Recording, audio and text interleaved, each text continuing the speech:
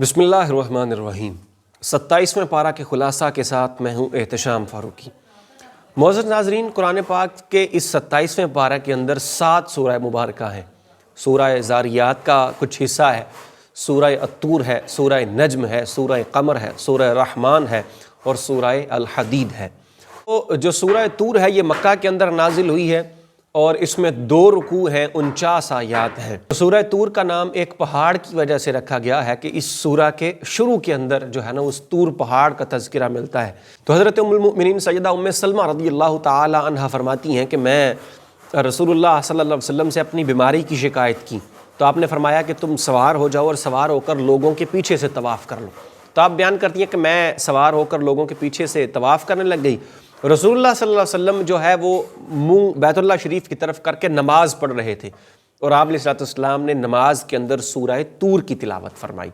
तो इससे पता चलता है कि सूरह तूर कितनी अहमियत की हामिल है और इसके कितने ज़्यादा फ़ज़ाइल और इसकी ये बड़ी फजीलत है कि रसूलुल्लाह सल्लल्लाहु अलैहि वसल्लम इसको खुसूसी तौर पर तिलावत फरमाया। सैयदना जुबैर बिन मुतम फरमाते हैं कि मैंने रसूलुल्लाह सल्लल्लाहु अलैहि वसल्लम के पीछे मगरिब की नमाज अदा की तो आप अलैहिस्सलाम ने सूरह तूर की तिलावत की। जब आप इन आयात पर पहुँचे, आऊज़ु बिल्लाहि मिनश शैतानिर रजीम अम खुलिकू मिन गैरि शैइन अम हुमुल खालिकून, कि क्या वो किसी शय के बगैर ही पैदा हो गए हैं या वो खुद ही अपने खालिक हैं, या आसमान और ज़मीन इन्होंने पैदा किए हैं, बल्कि वो यकीन नहीं करते या इनके रब के पास तुम्हारे रब के ख़जाने हैं या वो बड़े हाकिम हैं। तो आप सल्लल्लाहु अलैहि वसल्लम इन आयात की तिलावत कर रहे। जुबैर बिन मुतम कहते हैं मैं जब ये आयात सुनी तो इन्हें सुनकर मुझे ऐसे लगा जैसे मेरा दिल सीने से निकल कर उड़ जाएगा। यानी ये इतनी रिक्कत आमेज़ आयात हैं जिनकी नबी सल्लल्लाहु अलैहि वसल्लम ने नमाज के अंदर तिलावत फरमाई। सूरह तूर के जो मज़ामीन है इसका मरकज़ी मज़मून ये है कि इस सूरह के अंदर नबी सल्लल्लाहु अलैहि वसल्लम पर कुफ़ार के जो एतराज़ात हैं वो बड़े उनके पुरजलाल अंदाज में उनके जवाबात दिए गए हैं। इसके अलावा इस सूरह के अंदर अल्लाह वहदहु ला शरीक ने 5 चीज़ों की कसम ज़िक्र फरमाई है और 5 चीज़ों की कसम ज़िक्र करने के बाद अल्लाह ने फरमाया इन्ना अज़ाब रब्बिका लवाक़िअ, कि बेशक तुम्हारे रब का जो अज़ाब है वो वाक़े होकर रहेगा, मा लहू मिन दाफ़िअ, और वो किसी भी तरह से टलने वाला नहीं है, यानी वो किसी भी तरह से रुक नहीं सकता जो तुम्हारे रब का अज़ाब है। फिर उसके बाद इसकी जो हौलनाकियाँ हैं उसको बयान किया गया है। फिर अज़ाब का जिक्र करने के बाद फिर इसमें जो मोमिनीन के लिए बशारतों का जिक्र आता है कि अल्लाह वहदहु ला शरीक ने जन्नत में उनके लिए वो कौन कौन से जो इनामात हैं वो तैयार कर रखे हैं। इसके बाद फिर अल्लाह वहदहु ला शरीक ने इसकी आयत नंबर 29 के अंदर फरमाया फ़ज़क्किर फ़मा अंत बिनिअमति रब्बिका बिकाहिन वला मजनून, कि ए महबूब सल्लल्लाहु अलैहि वसल्लम तुम नसीहत फरमाओ कि तुम ना तो अपने रब के फ़ज़ल से काहिन हो और ना ही मजनून।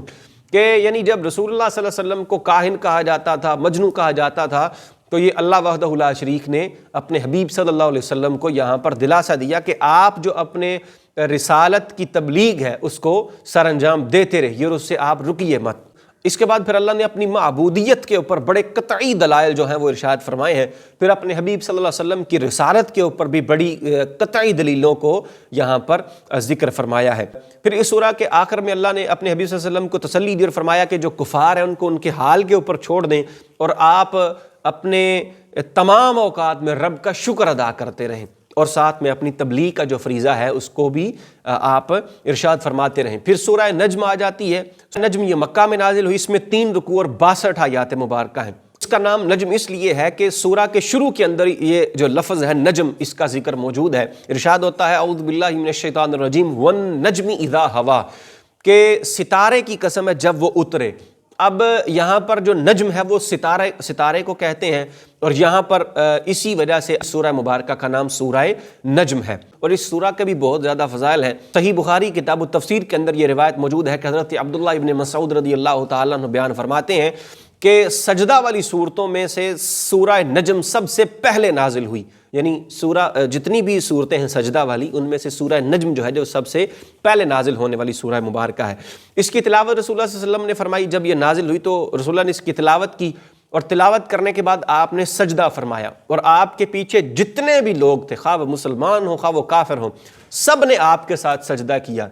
एक बंदा था जिसने सजदा नहीं किया और बाद में उसने अपने हाथ में मट्टी लेकर उसके ऊपर सजदा कर लिया اور عبداللہ ابن مسعود کہتے ہیں میں نے اس بندے کو دیکھا کہ اس کے دن کے بعد وہ کفر کی حالت میں مرا، اور وہ بندہ امیہ بن خلف تھا، یعنی جس نے سجدہ نہ کیا اور بعد میں وہ کفر کی حالت میں مرا۔ اور حضرت عبداللہ ابن مسعود بیان کرتے ہیں کہ سورہ نجم وہ پہلی سورہ مبارکہ ہے جس کا رسول اللہ صلی اللہ علیہ وسلم نے اعلان بھی فرمایا اور حرم شریف میں مشرکین کے سامنے اس کی تلاوت بھی فرمائی۔ تو گویا اس اعتبار سے یہ سورہ بڑی فضیلت کی حامل ہے۔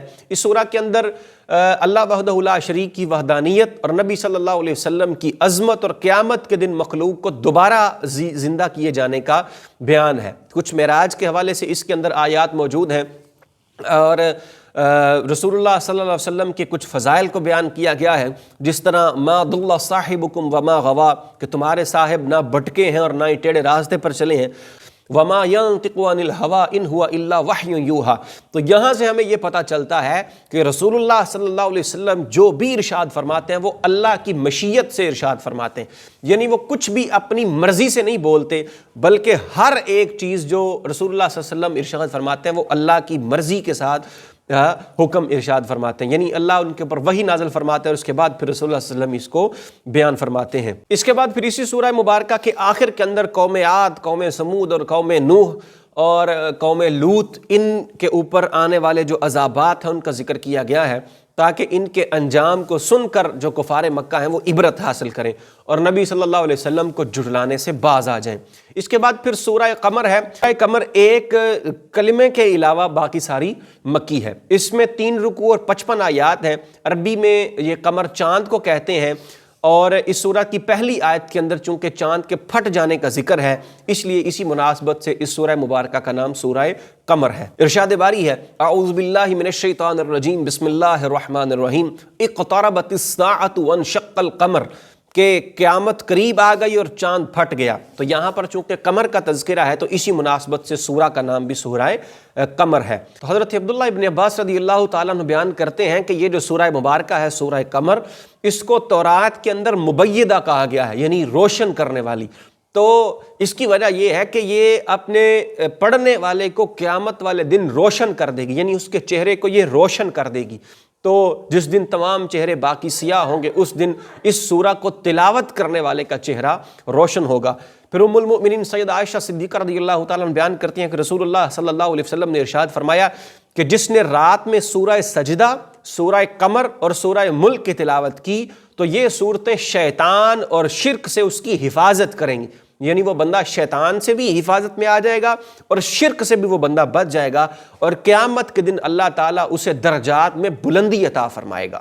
تو اس لیے یہ جو سورہ مبارکہ ہے یہ بھی اس اعتبار سے بڑی فضیلت کی حامل ہے۔ سورہ کا جو مرکزی مضمون ہے وہ بھی اللہ وحدہ لا شریک کی وحدانیت اور نبی صلی اللہ علیہ وسلم کی رسالت کے اور قرآن مجید کی صداقت کے بارے میں ہے، یعنی اسلام کے بنیادی عقائد بھی اس کے اندر بیان کیے گئے ہیں۔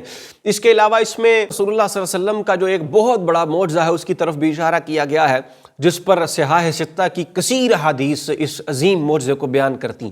حضرت سیدنا انس بن مالک رضی اللہ تعالیٰ عنہ فرماتے ہیں کہ اہل مکہ نے حضور صلی اللہ علیہ وسلم سے معجزہ دکھانے کی درخواست کی تو آپ علیہ السلام نے پھر چاند کو 2 ٹکڑے کر دیا۔ یہ اس کو امام بخاری نے روایت کیا ہے۔ اور حضرت عبداللہ بن مسعود فرماتے ہیں کہ رسول اللہ صلی اللہ علیہ وسلم کے زمانے میں چاند 2 ٹکڑے ہو کر پھٹا، ایک ٹکڑا پہاڑ کے اوپر اور دوسرا ٹکڑا اس کے نیچے۔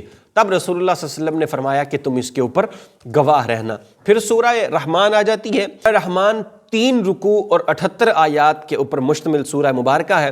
رحمان کا جو نام ہے وہ اللہ وحدہ لا شریک کے اسماء میں سے ایک اسم رحمان کی مناسبت سے رحمان ہے۔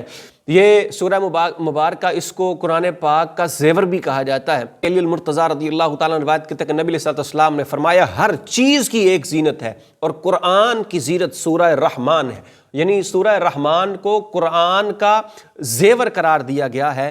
اور مفتی احمد یار خان نعیمی علیہ الرحمہ فرماتے ہیں کہ چند وجوہات ہیں جن کی وجہ سے جو سورہ رحمان ہے اس کو قرآن کی زینت قرار دیا گیا ہے کہ اس میں اللہ تعالیٰ نے اپنی ذات اور صفات کا ذکر کیا گیا ہے، اور ذات اور صفات جو ہیں ان پر اعتقاد رکھنا یہ ایمان کی زینت ہے۔ پھر اس صورت کے اندر جنت کی حوروں کا ذکر ہے، ان کے حسن و جمال کا تذکرہ ہے، ان کے زیورات کا تذکرہ ہے، اور یہ ساری کی ساری چیزیں یہ جنت کی زینت ہے۔ اس طرح سے اس سورہ مبارکہ کو قرآن کی زینت قرار دیا گیا ہے۔ اسی کے ساتھ مجھے دیجیے اجازت، کل انشاءاللہ ایک نئی ویڈیو کے ساتھ حاضر ہوں گے، تب تک کے لیے اللہ حافظ۔